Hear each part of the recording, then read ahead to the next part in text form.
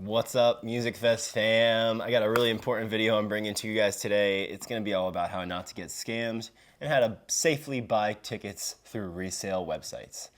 So thanks so much for watching. If you guys found this video helpful, make sure you like and you subscribe and help support the channel. Thanks so much, guys. So the first thing I want to tell you guys, if you guys are buying resale tickets, is to try and buy tickets off someone you know.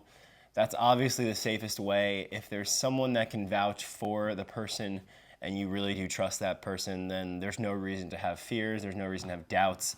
Most people aren't going to screw over their friends, so you can rest assured that if you're buying a ticket through someone you know, that's definitely the safest way to do it. However, there are other safe ways to do it as well, and that's what I'm going to try and share with you guys today. So I have good experience buying resale tickets. I've sold over 20 tickets this year. I've bought over 5 tickets for concerts, and I bought Hula, the festival that I just went to last weekend. I bought that through StubHub as well. So there are safe ways to buy tickets, even if you don't know the people. Like I said, StubHub is a great way to buy tickets. The reason why I support StubHub isn't because they sponsor this video or anything. It's because they back up their tickets with a fan protection guarantee. So even if you buy the tickets and you don't get into the festival, no matter what, you're getting your money back. Yeah, that sounds really shitty if you don't get to go to the festival. But I know for a fact that StubHub also will try their best to get you tickets for the event, even if your tickets don't work. So they don't just go and try and refund you. Before they try and do that, they'll try and replace the tickets. So, so when I got to Hula, I was a little bit worried that the tickets weren't going to work. I got there, I scanned my wristband. Luckily, it went through and I was allowed to go straight in. But if it hadn't worked, I would have then had to contact StubHub. They would have tried to get me another wristband there on the site that I could just go to will call and pick up. If that wasn't possible, then they would have refunded me, and I would have had to then try and buy one through someone else through another way, which I'll talk to you about now because I've got some other techniques as well that aren't StubHub. So my next technique is going to be Radiate. Radiate's an app for ravers. You do have to be careful on Radiate because obviously there can be scam artists on there too. The way in which you kind of can tell scammers versus non-scammers on Radiate is by looking at how long they've been a member and also by looking at how many points they have. As you post and as you interact with people and as you have a presence on Radiate, you gain more points. And so I've got close to 3,000 Radiate points, which because I've been on the app for a couple of years and I've been going a lot to shows and talking to people, that's a pretty normal amount to have. When anyone has less than 1,000 points, you definitely want to kind of keep an eye out for them. If they have a name that looks very generic and it looks like they maybe change their name a lot or they change their profile picture a lot, like if you notice that type of thing, that's definitely a red flag. And the other thing is you always want to protect your purchase.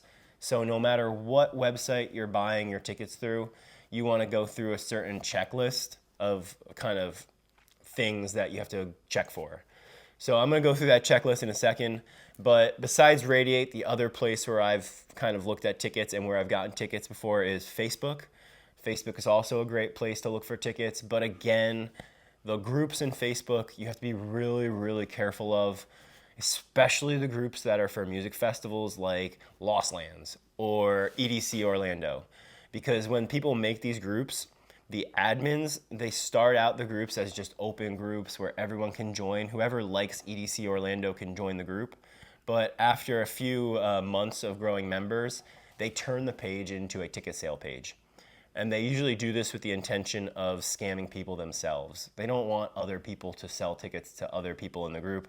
They want to be the one selling the tickets and they want to be the one collecting the money. So as soon as you see that there's an admin group being ran with ticket sales, that's your first clue to get the hell out of that group. Don't even bother looking at it.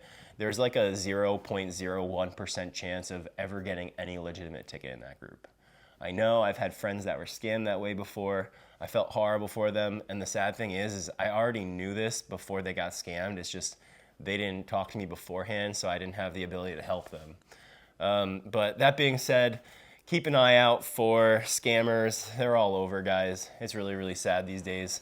So what I'm going to do now is I'm going to go over a checklist with you of things I would do After I found someone selling tickets on any of those websites like Radiate or Facebook, the checklist I would go through first would be I'd ask them if they accept PayPal goods and services. If they accept PayPal goods and services, then you know that they're at least not trying to just take your money and run, because they'd have to go through an extra step of having to prevent you from recovering those funds.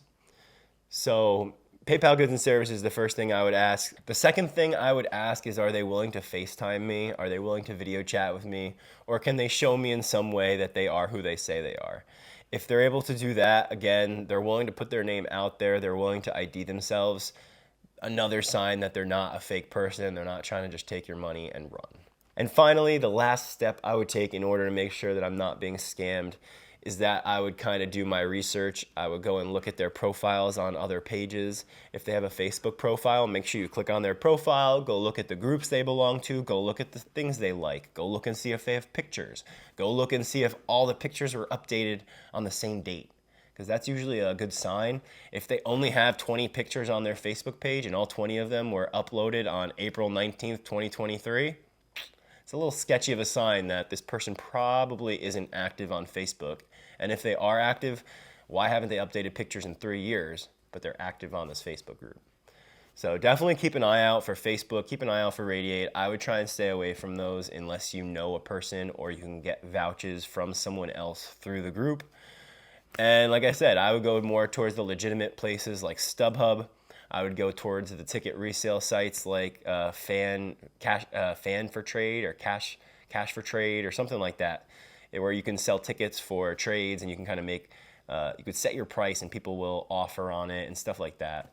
Obviously, there's still going to be scammers there, but when you go through a legitimate website that has to process the payments, it makes it a lot harder for scammers to get their money and run with it. Well, a couple more things to look out for. I don't want you guys stressing all about the scam artists online. Unfortunately, scam artists are in person too. So when you get there, if someone's offering to walk you in, then that's definitely a bad sign that this person is not actually selling a ticket and they're probably just going to try and sneak you in. Now, this could work, it could not work. I really screwed over someone really close to me when I gave them a contact and I thought this person was a legitimate source, but they were someone who was just going to walk in my friend, and unfortunately they couldn't get in and they got busted. So then they took the money and ran, and my friend was absolutely fucked outside a festival. So definitely keep an eye out for someone who says they're going to walk you into a festival. That's not a legitimate way in. Also keep an eye out for someone who photoshops tickets. A lot of the time you'll see online people have passes or tickets for years from other festivals. People actually Photoshop the name, or they'll Photoshop the year, or they'll actually just Photoshop the entire ticket, because it'll be a different ticket processing company that'll be on the ticket than the one that's actually doing the tickets this year. So make sure you guys do all your homework, all your research if you're gonna try and buy a ticket off someone you don't know. And like I said, worst case scenario, go through that checklist, make sure you ask about PayPal goods and services, make sure you see if they'll FaceTime you or video chat you, and if they won't do that, then I probably would just pass on those tickets and find someone else. There are lots of good ravers out there that can't go to fests for legit reasons, so I'm not saying everyone's a scammer out there. I'm just saying do your homework, take care of yourself, and have a great fest season, guys. Thanks for watching. I hope you have a great day. Peace!